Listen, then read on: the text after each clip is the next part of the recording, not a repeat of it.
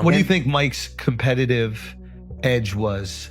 You know, people talk a lot about, skill. They talk a lot about, shooting ability, IQ. But is there a thing specifically that you thought set him aside? Just wanted to win, man.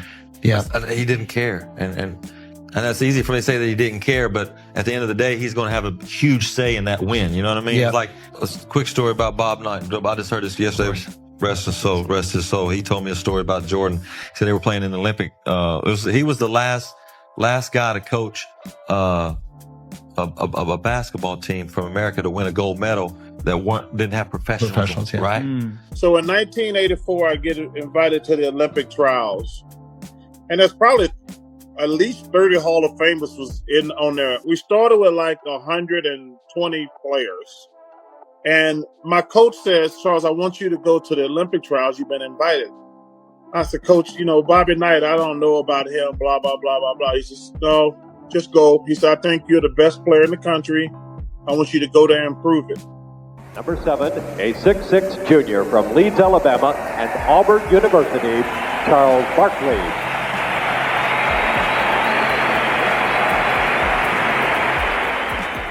"1984 was an Olympic year, and the U.S. men's basketball team would win the gold medal. But before that, the American team had to be chosen, and tryouts were held at Indiana University. 80 of the best players in the world, and we're all there trying out for 12 spots. It was a who's who of college players in one gym, with the goal of building a dominant national team. But even then, there was one player who stood out wherever he went. Well, Charles, from the beginning, was an interesting guy because, he had this incredible personality. So I go there, so we got 120, and like I said, it's probably 30 or 40 Hall of Famers. Everybody who ever played in NBA in the last 30 years was there. So they go 120 to 100, 80, 60, 40, 20. What I distinctly remember about that is Charles dunked the ball so many times. He would just dunk everything. Any kind of drill, if he caught the ball in a scrimmage, he dunked everything. And that didn't sit well with Olympic head coach Bobby Knight. Bobby was a proponent of get the ball to the guard.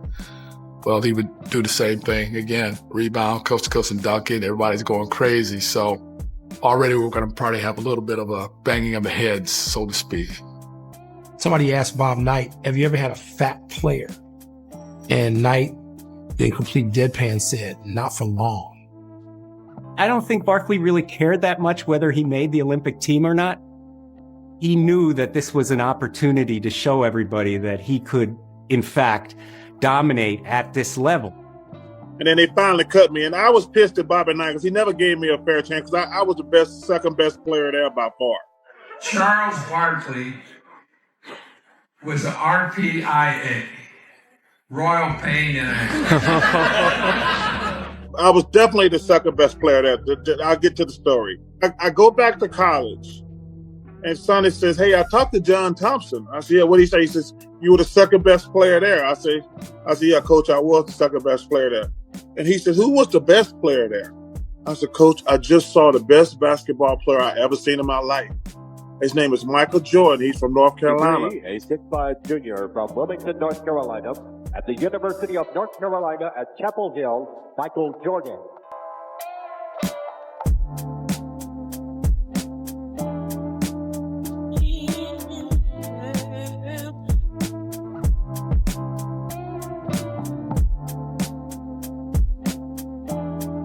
I said, I've never seen a basketball player like.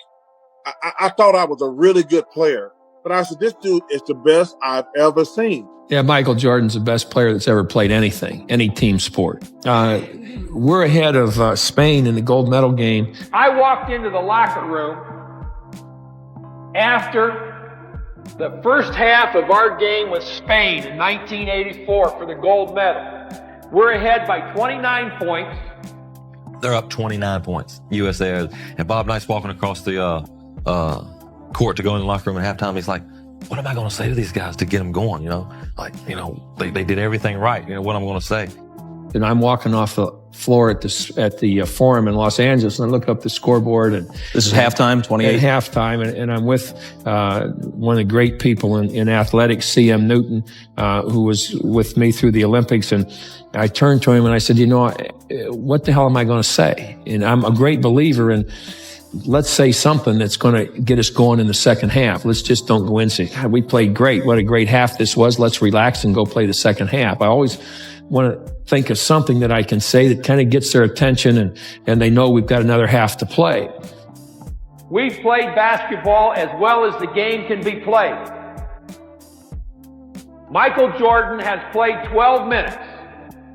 Out of the 20, he has 11 rebounds, 9 assists, and 19 points in 12 minutes.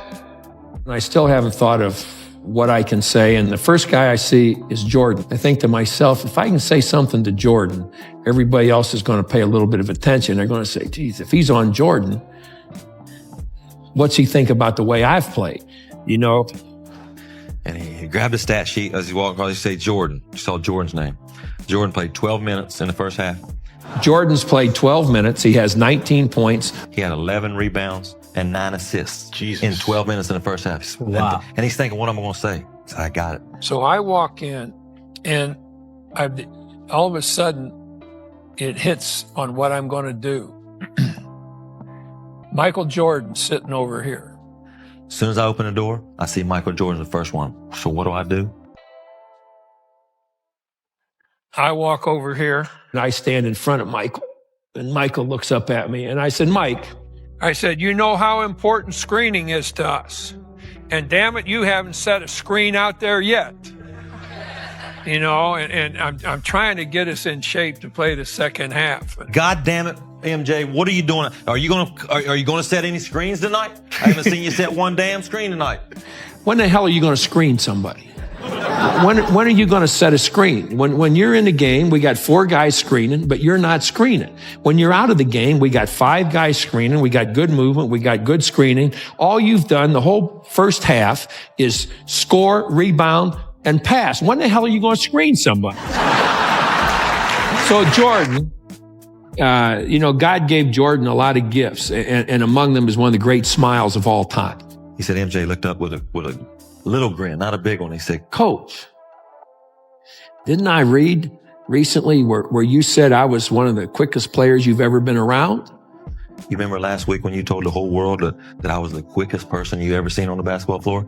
I said, what the hell has that got to do with screening, Mike?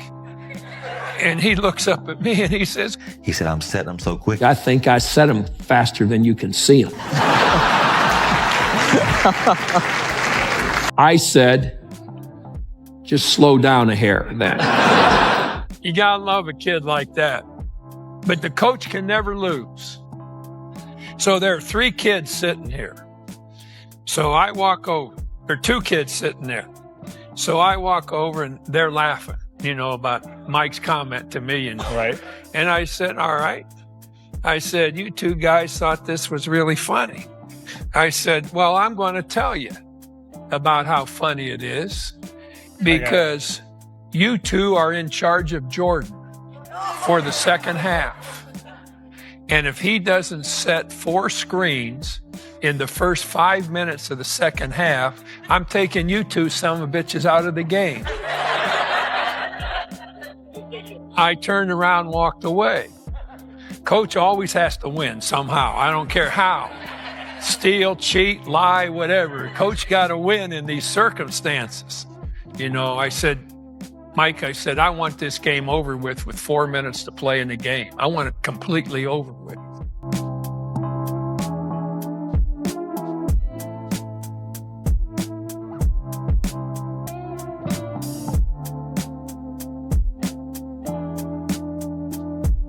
So Mike on his own, with about, I think it was 7 minutes to go in the game, calls timeout.